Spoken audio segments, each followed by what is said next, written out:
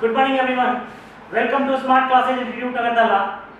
I am Pranav Garg, the faculty of physics. आज हम बात करने वाले हैं इलेक्ट्रोस्टैटिक में इलेक्ट्रिक फील्ड लाइन के बारे में. क्या बात करने वाले हैं? इलेक्ट्रिक फील्ड लाइन के बारे में. इलेक्ट्रिक फील्ड लाइन क्या होता है और किसके कारण से होता है? इलेक्ट्रिक फील्ड लाइन क्या है? एक इमेजिनरी लाइन है जिसका विजुअलाइजेशन हम लोग करते हैं किस चीज के लिए? फील्ड को देखने के लिए. क्या करते हैं? फील्ड को देखते हैं कि वो फील्ड कैसा जनरेट कर रहा है वो चार्ज. इलेक्ट्रिक फील्ड लाइन से हम ये पता लगाते हैं कि उस पॉइंट का चार्ज का डेंसिटी क्या है, उसका फोर्स का स्ट्रेंथ क्या है ना. इन सारे चीज़ों का चर्चा हम करने वाले हैं आज इस लेक्चर में. और उसके बाद हम बात करेंगे इलेक्ट्रिक पोटेंशियल एनर्जी का. उसके बाद बात करेंगे इलेक्ट्रिक पोटेंशियल का, इलेक्ट्रिक पोटेंशियल सेल्फ एनर्जी का बात करेंगे. ठीक है, ये सारा चर्चा आज हम करने वाले हैं इस लेक्चर में. जितना हो सकता है आज हम करेंगे. तो सबसे पहले इलेक्ट्रिक लाइन ऑफ जो फील्ड लाइन है वो कैसे होता है, क्या होता है, इलेक्ट्रिक फील्ड ऑफ लाइन कैसे जनरेट होता है. ठीक है, इलेक्ट्रिक फील्ड ऑफ लाइन कैसे जनरेट होता है. जैसे एक पॉजिटिव चार्ज है, मान लेते हैं. एक क्या है? एक पॉजिटिव चार्ज है. तो पॉजिटिव चार्ज यहां है हमारा. इस पॉजिटिव चार्ज के लिए फील्ड कैसे बनेगा? तो कभी भी इलेक्ट्रिक लाइन ऑफ फोर्सेज में जब पॉजिटिव चार्ज आता है तो फील्ड कैसे जनरेट होता है? फील्ड बाहर की तरफ होता है, मतलब फील्ड ऐसे बनने लगता है.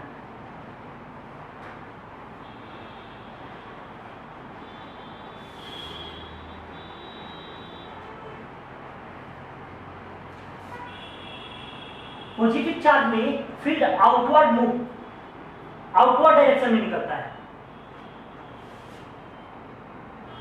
ये पॉजिटिव चार्ज के लिए, किस चीज के लिए है? पॉजिटिव चार्ज के लिए.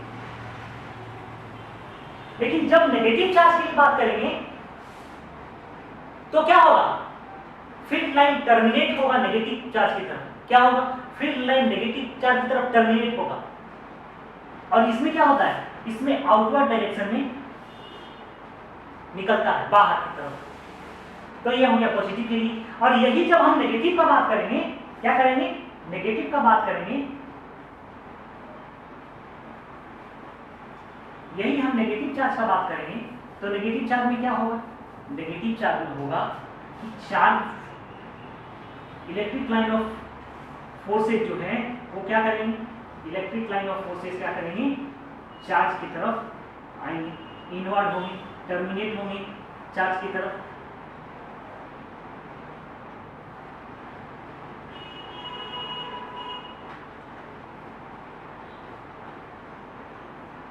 क्या होंगे? इनवर्ड होंगे, टर्मिनेट होंगे नेगेटिव चार्ज की तरफ. जब भी समझ रहे हैं बात? ये हो गया नेगेटिव चार्ज के लिए. ये क्या हो गया? नेगेटिव चार्ज के लिए. ये हो गया नेगेटिव चार्ज.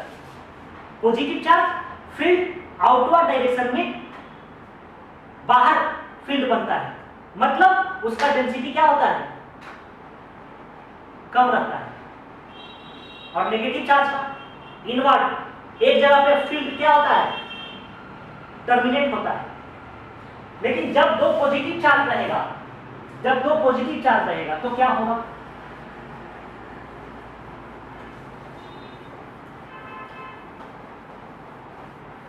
जब दो पॉजिटिव चार्ज रहेगा तो क्या होगा?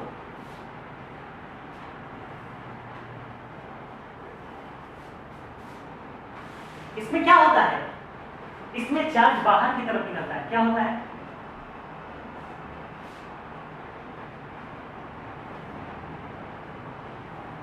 बाहर की तरफ निकलता है.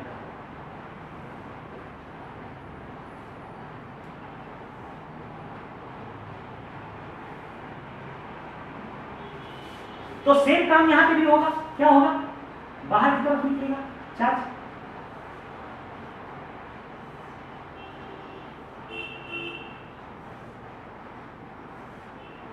if two positive charge placed at with separation the electric field line are this condition, इस कंडीशन में इलेक्ट्रिक फील्ड लाइन जनरेट होगा, इस कंडीशन में electric field of line generate होगा सेम चार्जेस के लिए। लेकिन जब दो, एक पॉजिटिव चार्ज रहेगा और एक नेगेटिव चार्ज रहेगा, तब एक पॉजिटिव चार्ज रहेगा एक नेगेटिव चार्ज रहेगा, तब क्या होगा? जब एक पॉजिटिव चार्ज रहेगा एक नेगेटिव चार्ज रहेगा, तब क्या होगा? देखिए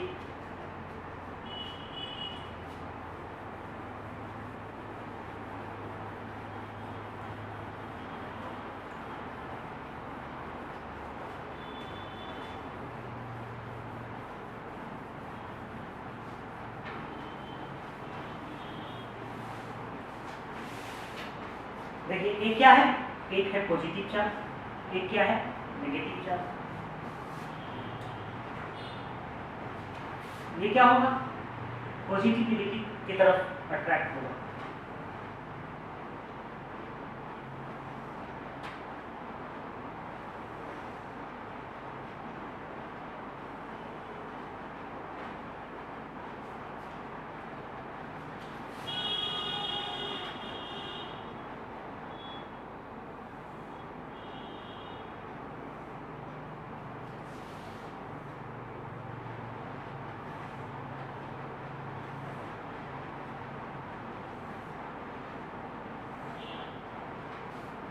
ये है हमारा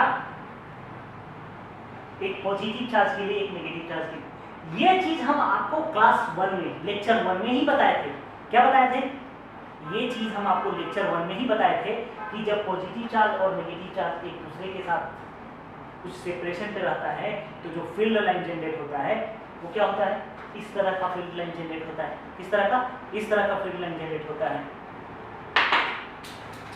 तो इसके बाद हम इलेक्ट्रिक लाइन ऑफ फोर्सेस का जो प्रॉपर्टी है, इलेक्ट्रिक लाइन ऑफ फोर्सेस का जो प्रॉपर्टी है, इसके बारे में थोड़ा चर्चा करते हैं कि इलेक्ट्रिक लाइन ऑफ फोर्स जो फोर्सेज हैं उनका क्या क्या प्रॉपर्टी होता है, इसके बारे में हम चर्चा करते हैं।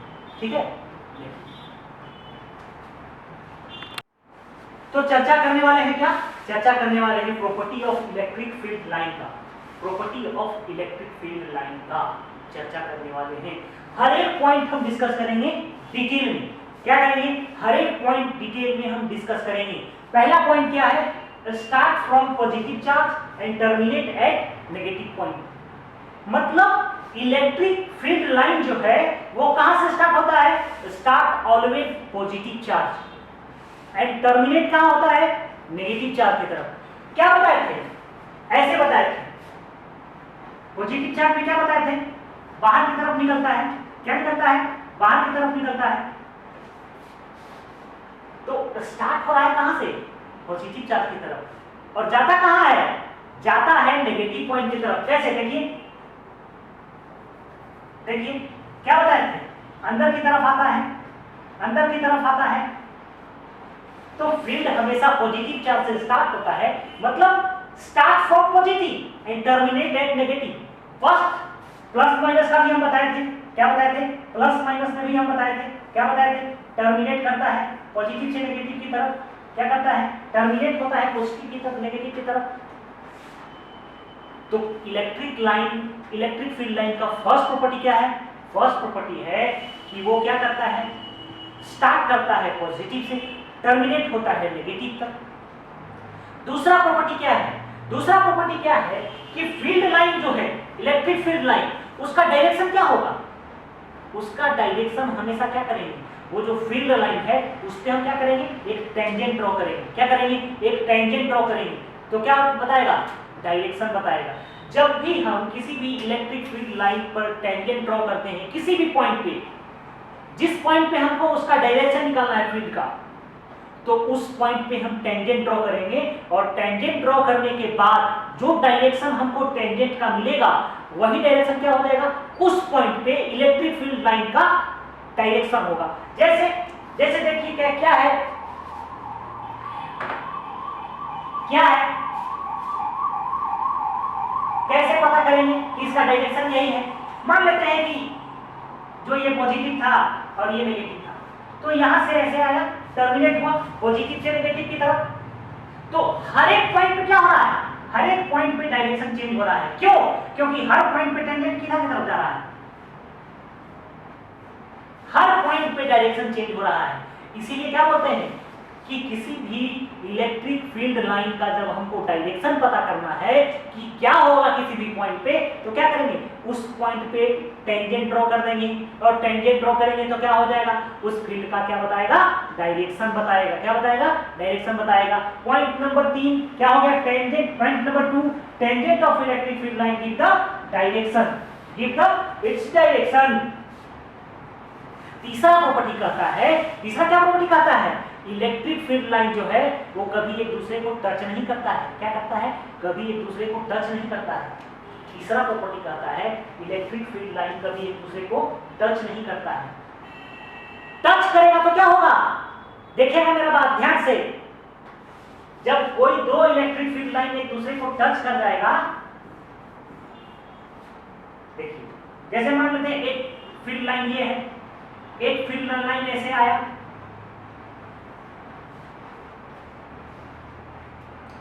टच कर दिया,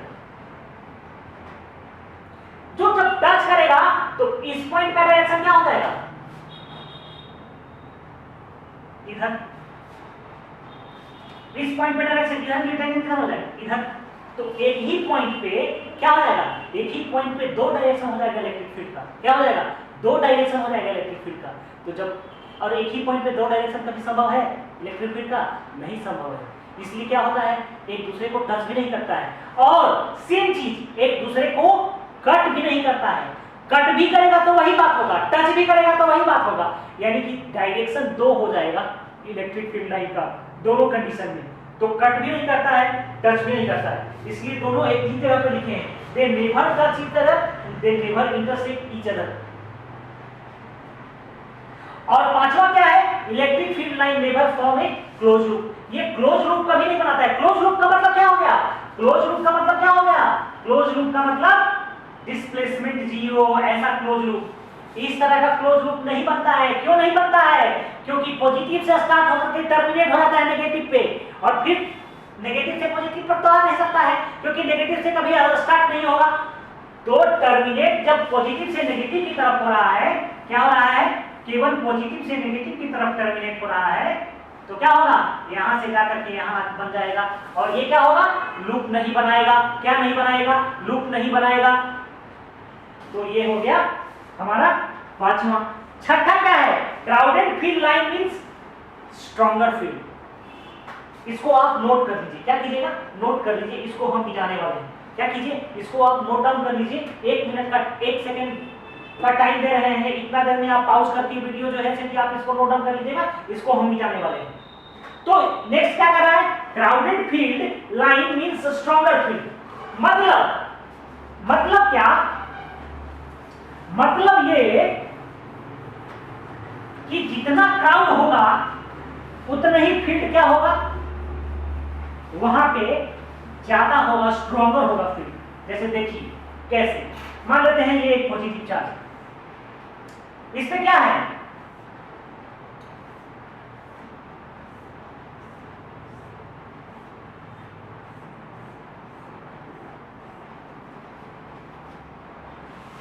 E इक्वल टू क्या होता है, E इक्वल टू होता है K F बाई Q, पता है ना,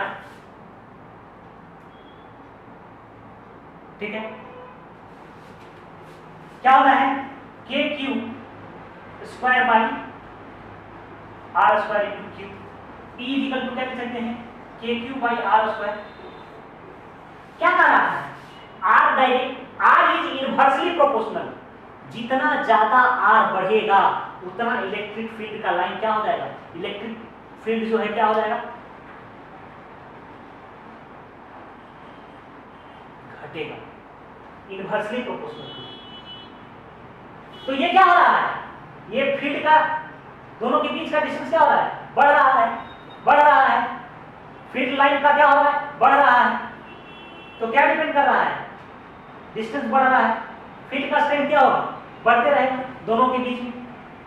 तो जब भी कोई फील्ड का बात कर रहे हैं, ये तो देखिए स्ट्रेंथ क्या है, देखिए स्ट्रेंथ यहाँ पे देखिए, स्ट्रेंथ यहाँ पे देखिए, स्ट्रेंथ यहाँ पे देखिए।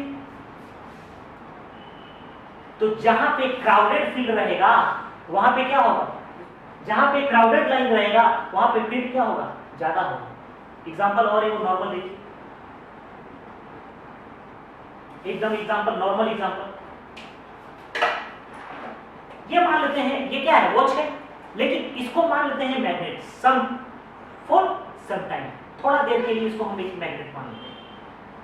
मैग्नेट क्या करता है, फील्ड जनरेट करता है अपनी तरफ। तो जितना ध्यान दीजिएगा, मेरा सिंपल सा बात है, ये मैग्नेट है, ये फील्ड जनरेट करता है, इसके नजदीक में हम क्या लाएंगे, इसके नजदीक में मान लेते हैं कि ये एक लाइन, ये मान लेते हैं आयरन का रॉड है, ठीक है, ये आयरन का रॉड है।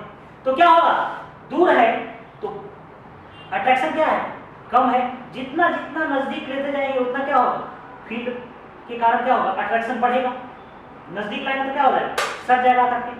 जैसे ही इसको दूर लाएंगे तो क्या होगा, अट्रैक्शन धीरे धीरे क्या हो जाएगा, कम होते जाएगा। यानी कि क्या होता है, जितना नजदीक है उतना फील्ड ज्यादा है, जहां ज्यादा क्राउडनेस है उतना फील्ड क्या है, ज्यादा है। उसी तरह से चार्ज का क्या है, उसी तरह से चार्ज का भी है कि जितना हम क्राउडेड फील्ड रहेगा उतना ज्यादा क्या होगा, चार्ज के कारण वो स्ट्रेंथ क्या होगा, ज्यादा होगा।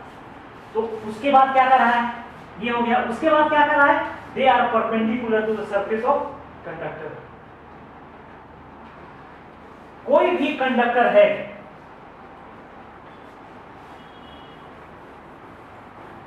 कोई भी कंडक्टर है, मान लीजिए,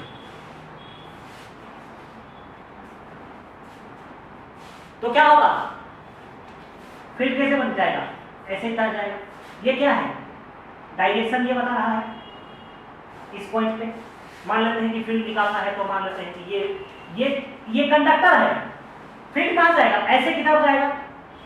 तो एक टेंजेंट यहां पे ड्रॉ करते हैं तो फील्ड लाइन क्या होगा, परपेंडिकुलर हो रहा है, हो रहा है कि नहीं। इस पॉइंट पे एक टेंजेंट ड्रॉ करते हैं, फील्ड ऐसे गया है, ये क्या गया है, फील्ड ऐसे गया है। तो क्या है, सरफेस के परपेंडिकुलर है। मान लेते हैं यहां से एक इलेक्ट्रिक फील्ड गया, यहां पे एक टेंजेंट ड्रॉ करके देखिए, इन दोनों के बीच में क्या है पता है, 90 डिग्री। तो इलेक्ट्रिक फील्ड लाइन जो है किसी भी कंडक्टर पे क्या बनाता है, परपेंडिकुलर होता है। क्या होता है, परपेंडिकुलर होता है। और लास्ट पॉइंट क्या कर रहा है, the number of electric line is directly proportional to magnitude of charge. क्या कर रहा है, number of field line is directly proportional to magnitude of charge. यानी कि नंबर ऑफ फील्ड लाइन जो है वो क्या होता है, डायरेक्टली प्रोपोर्शनल टू चार्ज का जो मैग्नीट्यूड है उसके बराबर होता है। क्या होता है, डायरेक्टली प्रोपोर्शनल होता है किसके, डायरेक्टली प्रोपोर्शनल होता है किसके, मैग्नीट्यूड ऑफ चार्ज। ठीक है, इसके बाद हम चर्चा करने वाले हैं, इसके बाद हम चर्चा करने वाले हैं इलेक्ट्रिक पोटेंशियल एनर्जी। इसके बारे में चर्चा करने वाले हैं, इलेक्ट्रिक पोटेंशियल एनर्जी। ठीक है, तो नेक्स्ट टॉपिक चर्चा करेंगे। नेक्स्ट टॉपिक क्या है हमारा, इलेक्ट्रोस्टैटिक पोटेंशियल एनर्जी। क्या है, electrostatic potential energy. Electrostatic potential energy क्या होता है, इलेक्ट्रोस्टैटिक पोटेंशियल एनर्जी ये होता है कि जब हम कोई दो चार्ज पार्टिकल को इन्फिनिटी से और यहां लाते हैं, जब दो चार्ज पार्टिकल को इन्फिनिटी से यहां लाते हैं किसी सेपरेशन पे, मान लेते हैं कि दो चार्ज पार्टिकल है, ये दो चार्ज पार्टिकल है, क्लियर, मान लेते हैं ये इन्फिनिटी पे है, कहीं इन्फिनिटी पे है, इन्फिनिटी मतलब अनंत। तो इन्फिनिटी से इन दो चार्ज पार्टिकल को उठा करके और लाए ऐसे इन दो सेपरेशन, तो जो हमारा वर्क डन हुआ, जो फोर्स एक्सटर्नल वर्क डन कर रहा है, क्या करेंगे, जब चार्ज पार्टिकल को लाएंगे तो फोर्स होगा, फोर्स लगेगा, लाने में क्या लगेगा, फोर्स लगेगा। तो जो फोर्स लग रहा है, तो जो फोर्स के कारण जो वर्क डन हुआ, इन दोनों के बीच में सेपरेशन ये है, मान लेते हैं आर है सेपरेशन। तो ये आर सेपरेशन है, तो जो हमारा वर्क डन है वो क्या बताता है, वही बताता है इलेक्ट्रोस्टैटिक पोटेंशियल एनर्जी को। क्या बताता है, इलेक्ट्रोस्टैटिक पोटेंशियल एनर्जी को है। और ये वर्क डन क्या होता है, ये work done external work done कहलाता है। और ये वर्क डन क्या कहता है, कंजर्वेटिव होता है। क्या होता है, कंजर्वेटिव। समझ रहे बात, क्या बोले कि दो चार्ज पार्टिकल इनफाइनाइट पे रखा हुआ है। क्या रखा हुआ है, इनफाइनाइट पे रखा हुआ है। और क्या करेंगे, चार्ज पार्टिकल को इनफाइनाइट से कहां ले आएंगे, किसी दो सेपरेशन पे ले आएंगे। क्या ले आएंगे, किसी दो सेपरेशन पे ले आएंगे। तो क्या कहला रहा है, इन दोनों सेपरेशन के बीच में, चार्ज सेपरेशन पे लाने में जो वर्क डन हमारा हो रहा है वो क्या कहलाएगा, वही कहलाएगा इलेक्ट्रोस्टैटिक पोटेंशियल एनर्जी। डिफिनेशन पढ़िए, क्या कह रहा है, it is defined as the work done by and the external force in slowly bring together two charge particle from infinity to a particular separation. यानी कि जो एक्सटर्नल वर्क डन हम electrostatic infinity से दो चार्ज पार्टिकल को लाने में करेंगे किसी सेपरेशन पे, तो वो वर्क डन क्या होगा, वो वर्क डन क्या कहलाएगा, वो work done by the external force क्या कहलाएगा, इलेक्ट्रोस्टैटिक पोटेंशियल एनर्जी। क्या कहलाएगा, इलेक्ट्रोस्टैटिक पोटेंशियल एनर्जी कहलाएगा। उस चार्ज ऑफ सिस्टम के लिए, किसके लिए, उस चार्ज ऑफ सिस्टम के लिए, चार्ज ऑफ सिस्टम के लिए। समझ रहे हैं बात, इसी को क्या कहते हैं, इलेक्ट्रोस्टैटिक पोटेंशियल एनर्जी। इसका हम लोग अब क्या करेंगे, इसका हम लोग डेरिवेशन करेंगे कि कैसे इलेक्ट्रोस्टैटिक पोटेंशियल एनर्जी आता है। ठीक है, क्या करेंगे, डेरिवेशन। देखिए कैसे होता है डेरिवेशन।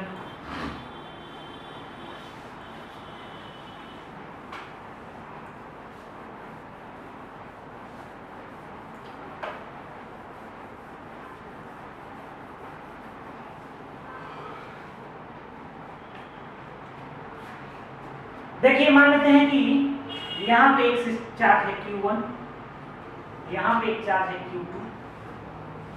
इस चार्ज को हम इंफिनिटी से लाए हैं। कहां से लाए हैं, इंफिनिटी से।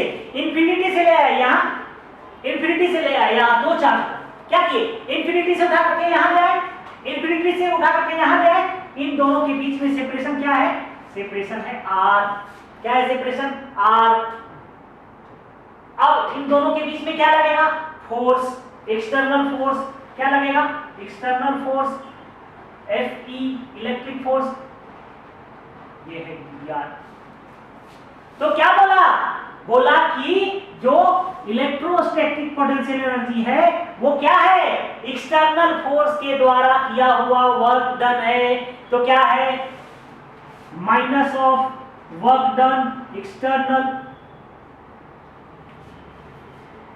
वर्क डन क्या होता है, F डॉट dr। क्या होता है, F डॉट dr। तो क्या लिखेंगे, F एक्सटर्नल डॉट dr। और दो चार्ज के बीच में फोर्स क्या लगता है, KQ1 Q2 divided by R square. क्या लगता है, KQ1 Q2 divided by R square. तो क्या लिखेंगे, negative of KQ1 Q2 divided by R square dr।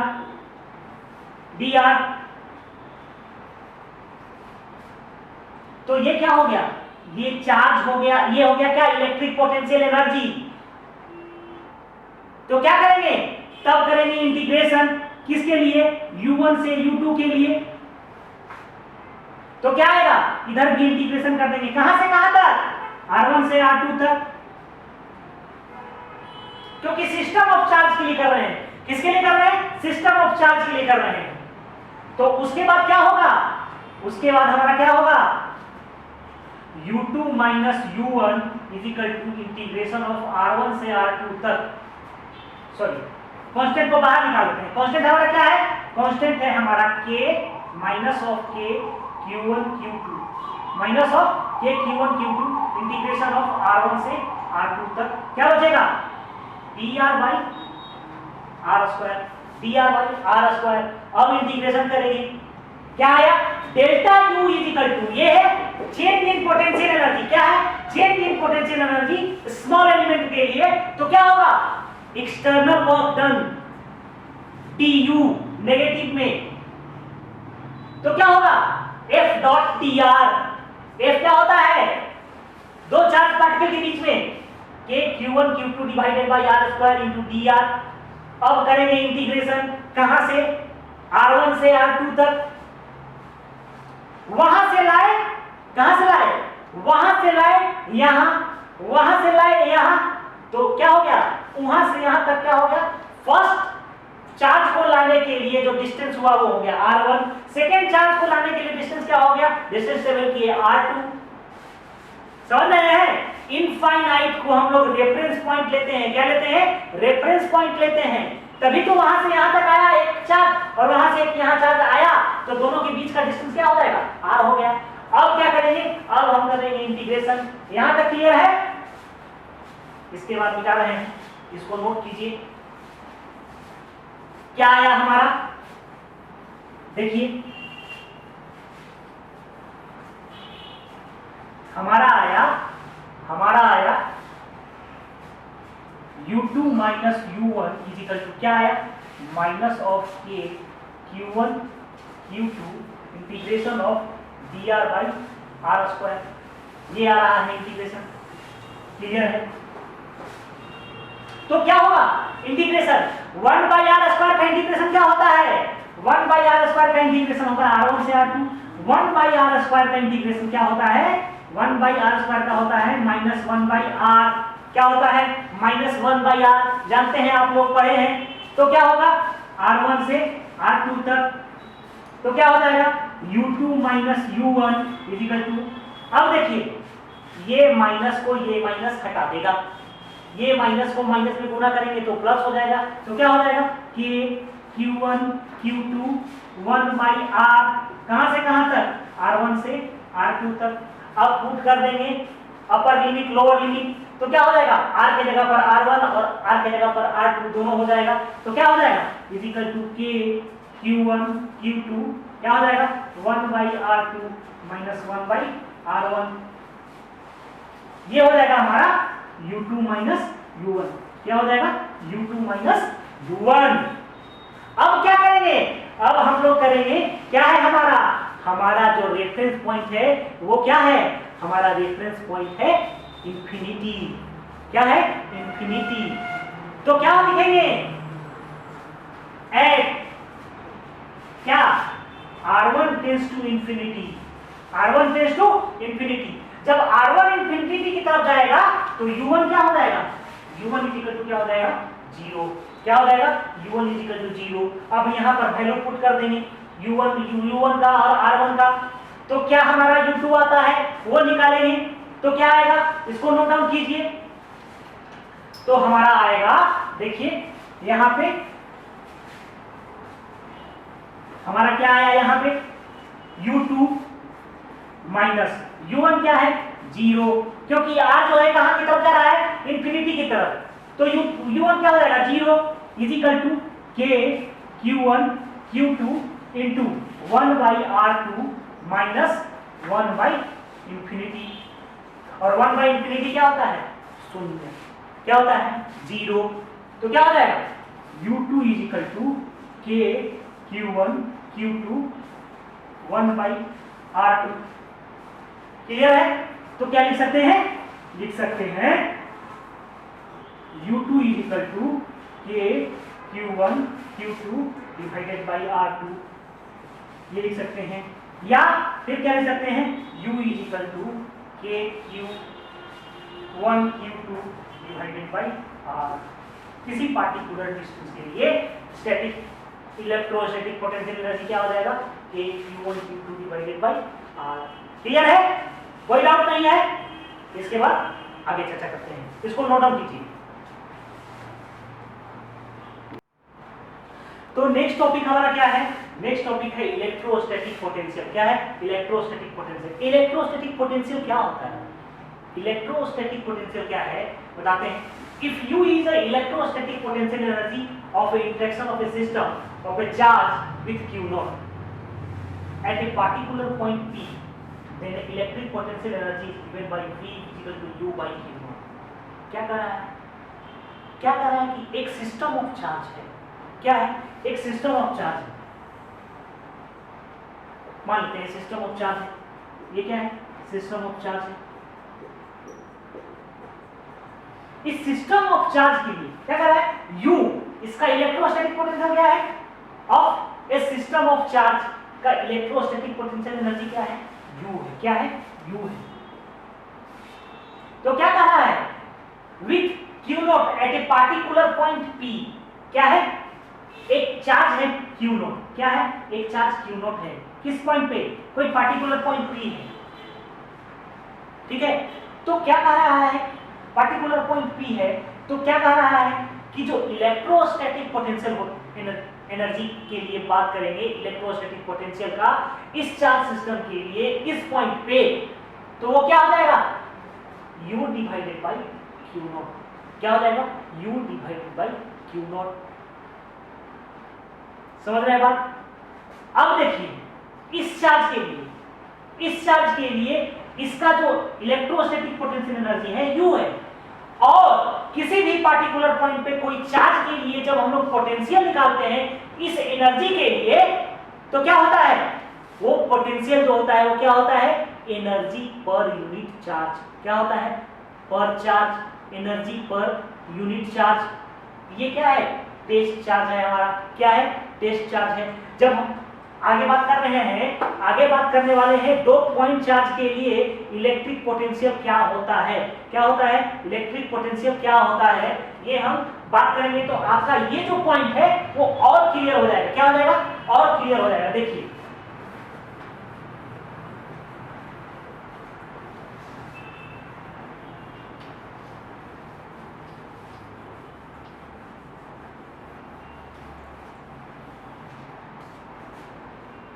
देखिए एक चार्ज है Q,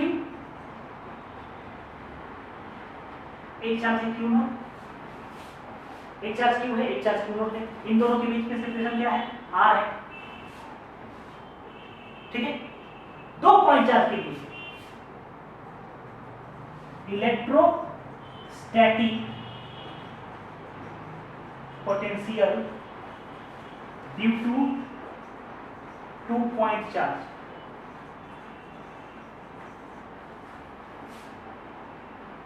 इन दोनों के बीच में इलेक्ट्रोस्टैटिक पोटेंशियल एनर्जी कितना लगेगा, दो चार्ज के लिए अभी बात किए थे, तो क्या लगेगा, इलेक्ट्रोस्टैटिक पोटेंशियल एनर्जी क्या लगेगा, क्या बताया था फॉर्मूला इलेक्ट्रोस्टैटिक पोटेंशियल एनर्जी का, U is equal to Q not K divided by R। यही बात किए थे ना, क्या बताए थे, Q naught divided by R, ये बात किए थे। और उसके बाद पोटेंशियल क्या होता है, इलेक्ट्रोस्टैटिक पोटेंशियल, इलेक्ट्रोस्टैटिक पोटेंशियल क्या होता है, V is equal to U by Q not. तो हमारा V क्या हो जाएगा, V हो जाएगा Q naught divided by R into Q not. तो this implies V equal to क्या हो जाएगा, KQ बाई R। ये क्या हो जाएगा, electrostatic potential energy to point charge के लिए। और इलेक्ट्रोस्टैटिक पोटेंशियल एनर्जी क्या है, electrostatic potential energy is a scalar quantity, और इलेक्ट्रोस्टैटिक पोटेंशियल एनर्जी है स्केलर क्वांटिटी है, और इलेक्ट्रोस्टैटिक पोटेंशियल भी क्या है, स्केलर क्वांटिटी है। तो डायरेक्शन नहीं होगा, केवल मैग्नीट्यूड होगा। और क्या होगा, इसका एसआई यूनिट क्या होगा, इसका एसआई यूनिट होगा क्या, जूल पर कूलम, जूल पर कूलम। और इलेक्ट्रोस्टैटिक पोटेंशियल एनर्जी का क्या होगा, तो एनर्जी है तो जूल होगा। तो जब हम नेक्स्ट क्लास में आएंगे तो हम लोग क्या करेंगे, हम लोग निकालेंगे electrostatic potential due to ring, due to cell, different shape of charges के लिए डिफरेंट इलेक्ट्रोस्टैटिक पोटेंशियल एनर्जी का चर्चा करेंगे। और उसके बाद हम लोग पढ़ेंगे इलेक्ट्रोस्टैटिक पोटेंशियल सेल्फ एनर्जी के बारे में, इलेक्ट्रोस्टैटिक पोटेंशियल सेल्फ एनर्जी के बारे में। तो ये सब सारा बात नेक्स्ट क्लास में चर्चा करेंगे। आज के लिए इतना ही। Thank you very much, have a good day, nice day.